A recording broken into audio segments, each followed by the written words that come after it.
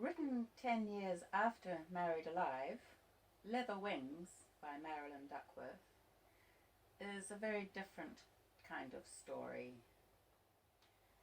Wallace, the Rawleys man, comes into the lives of Esther and her young granddaughter. Prepare to be entertained and challenged. Wallace. Frangible. It's a word I've picked up from a crossword puzzle. Yes, even the Rawleys man can do a crossword, not a whole one necessarily, and I cheat. I do yesterday's with today's solution in one hand. But I make the effort. It educates you. I'm not just an ignorant foot-in-the-door salesman, foot in the mouth sometimes, but definitely not simple. Frangible. It's a word for Jania. Breakable. Fragile. You might not think so, seeing her swing upside down on the bars and scramble halfway up the silver slide in her little trainers before letting herself slip back down, legs and knickers everywhere. But I can see it. I can see how someone could hurt the little girl so easily. Someone has. I had my nightmare again last night. It wasn't Jania being hurt. It was this little cousin of mine, and him with his stick. No, it was a belt, his snakeskin belt, I think. It's so clear in the dream, but when I try to get it back, try to focus it, the opposite happens and it starts to blur. But the feeling's there, the feeling of it.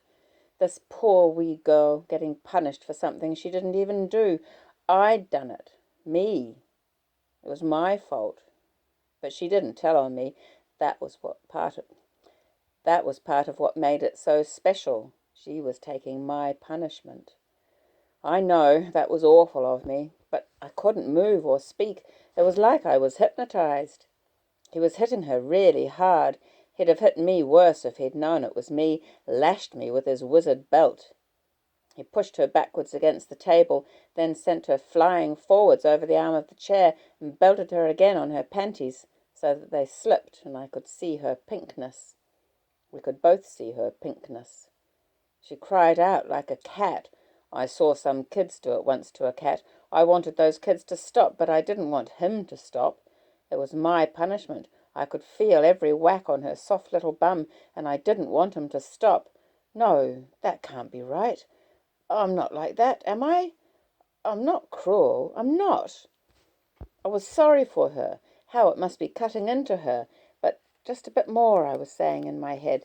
It gave me that hot clawed feeling. He turned round and yelled at me. "What are you gaping at?"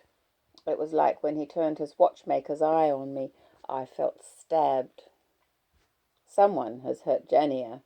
There's that scar on her throat, and I think I saw another one on her leg when she was on the slide, in her little shorts. I don't like to peer when I'm not supposed to be around anyway. But that was last week. I'm worried. She hasn't been going to school. There's no way I could have missed her. I'm getting cleverer at camouflaging myself, and I always choose a different approach.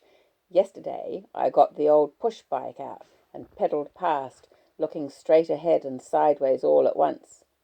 I change jerseys regularly. I like my purple, but it shows up a bit too much.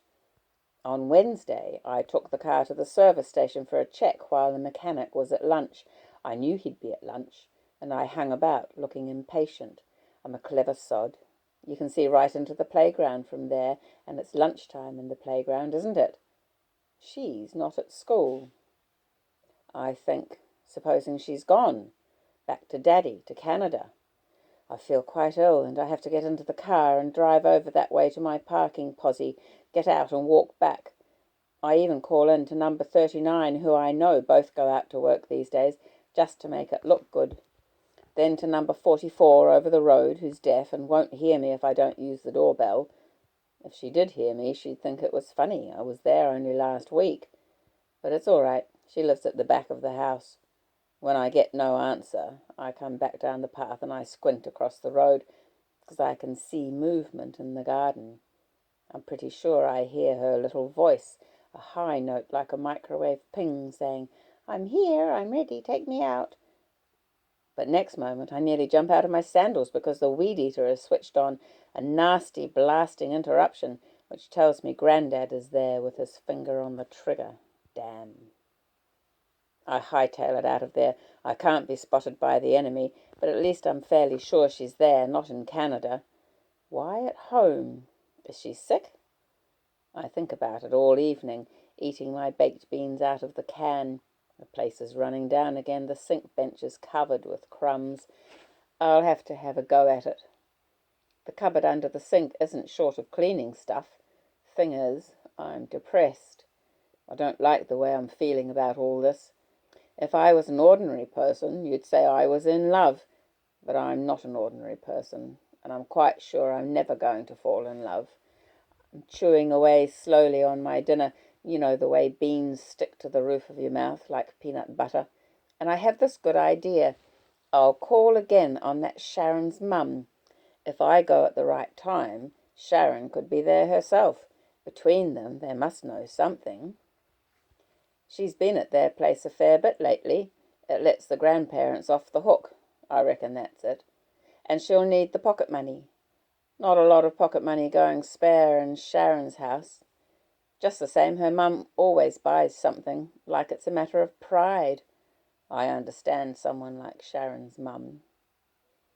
That doesn't mean I don't want to take hold of the woman and shake her when I've been there for 20 minutes and she's still rabbiting on about her first marriage. Sick as she is, feet up on the stool, I want to give her a good shake. I don't like the way I have to stop myself thumping the arm of my chair to get her back on the subject. Trouble is, you can't hurry these things. Count to 100, that's the way. You don't have to listen to what she's talking about. Focus on something, the biscuit tin with a kitten on it, and count to 100. Sharon isn't here. That's when it comes out, when Sharon arrives home, raising her eyebrows at me above those fat blue glasses that make her eyes piggy small. Hello. Hello, Sharon. Just in time. I've got something for you. We were talking about milkshakes in your park, weren't we? These are free samples, something I'm thinking of carrying. Tell me if it's any good. You can give one to your little friend, the one you babysit. I hope they pay you a decent wage for that. It's proper work, minding kids. Yeah. The girl takes a hand out of her pocket and opens it up. A pool of golden coins. I just came from there. He only had small change. Are you all right, Mum? Yes, dear, I'm all right. We're just having a cup of tea. Sit down. Sharon shakes her head and says she'll get on to peeling the spuds. She goes past us into the little kitchen. She looks a bit queer, not friendly. Her mother pulls a face at me and mutters something about the girl doing too much. She's had a shock, but I think she got it wrong. She must have. People like that. I can't believe it. Am I about to hear something about Jania's family? I hardly dare prompt her. I just wait. You don't expect people like that to get mixed up with homosexuals, do you? He was in the bank until he retired, I know for a fact. Sharon sits for a friend of hers, the daughter, that is. Bank managers don't get AIDS. What? I nearly dropped my cup. That's what I mean. You don't expect, do you? She says there's pamphlets in the house on this HIV thing. Sticky beaking, she's always had a good nose, Sharon. But a pamphlet doesn't mean it's you who's got it, does it? I mean, does it? I want to shake her now, both of them. I want to run out to the kitchen and lift Sharon by her red hair and demand that she tell me everything, every little last thing. But I'm busy trying to get my tongue around a question, and I'm too slow. The woman goes right on talking. She's got this idea, it's the little one. She won't say why. I suppose it's possible. Poor wee soul. Her daddy could be a homosexual. He lives in America, and they've got AIDS all over America.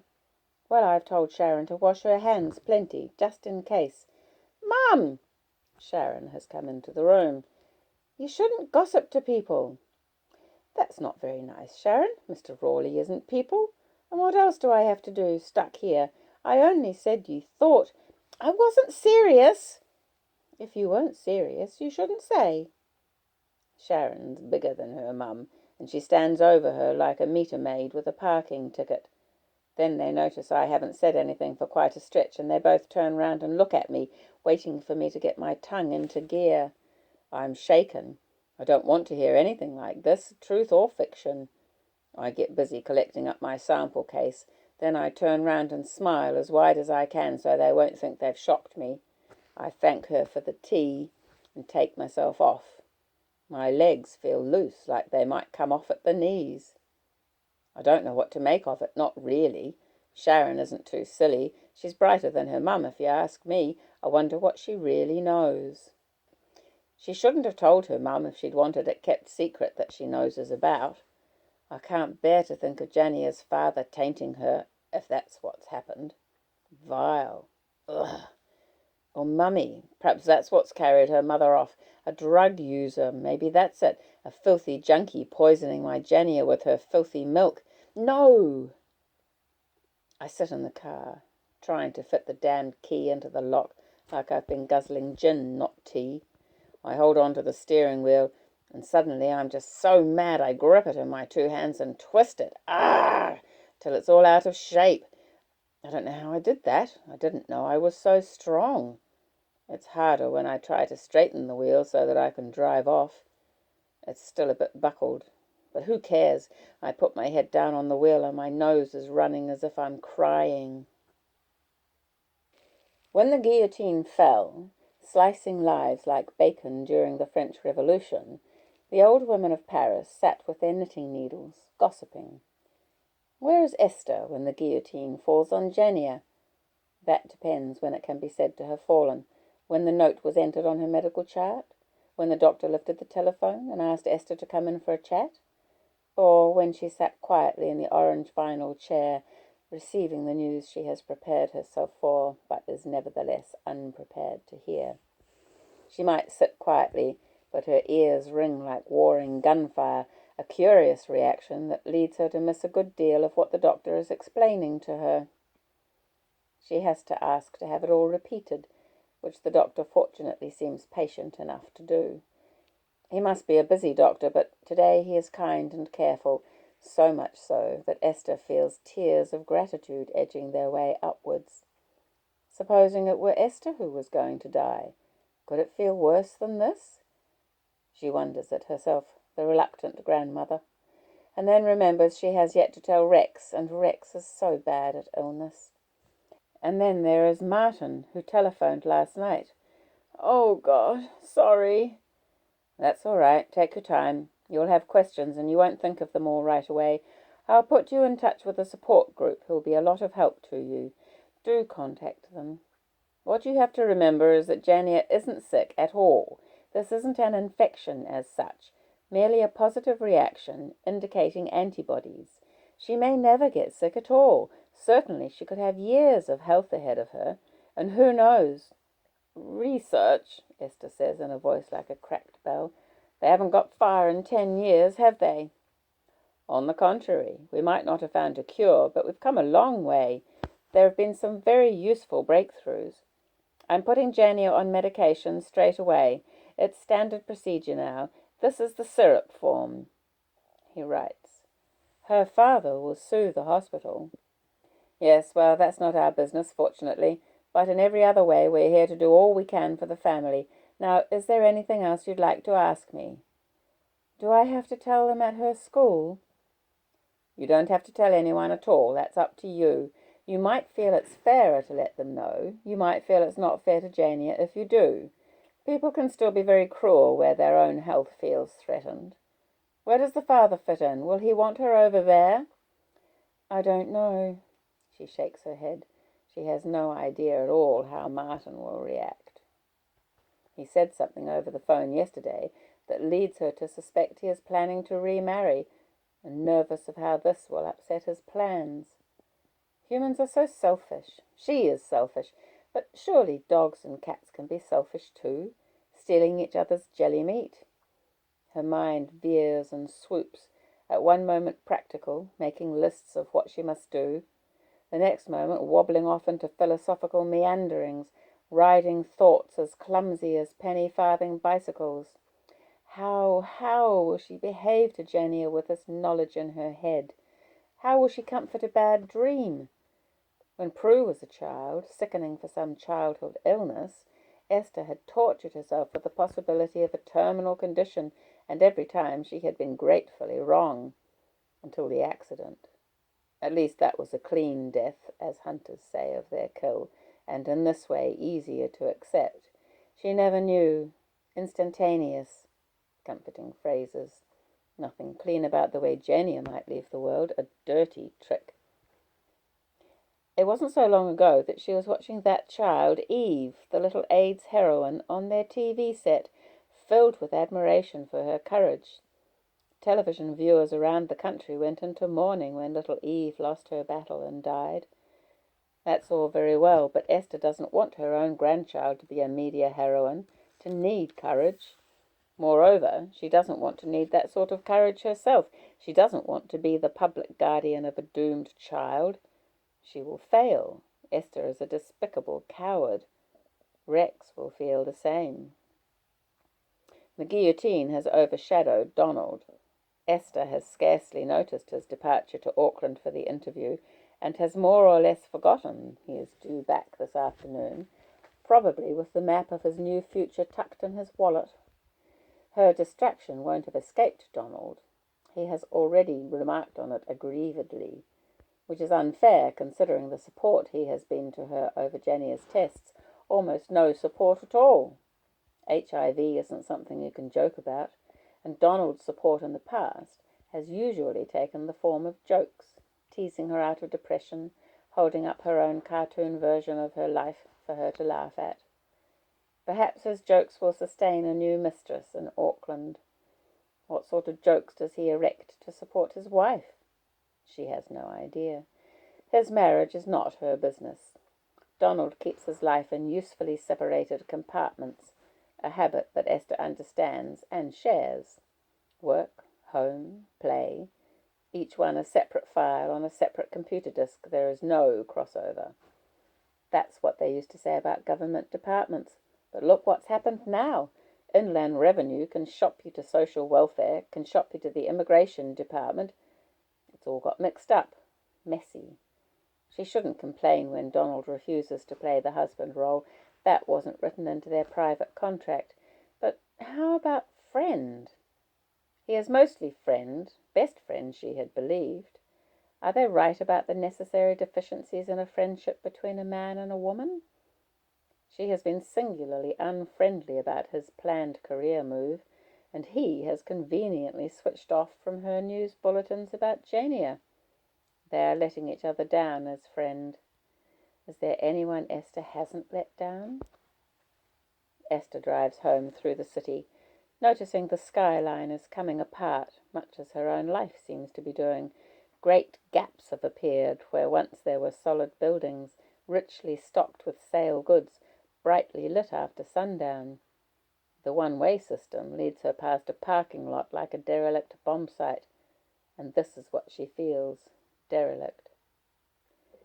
At the dairy on the corner, she picks up today's news, 2 litres of milk, and a packet of pastel-coloured jelly babies for Jania, then worries that they will end up each with a name and personality, sticky, doomed citizens of the metropolis on the bedroom floor.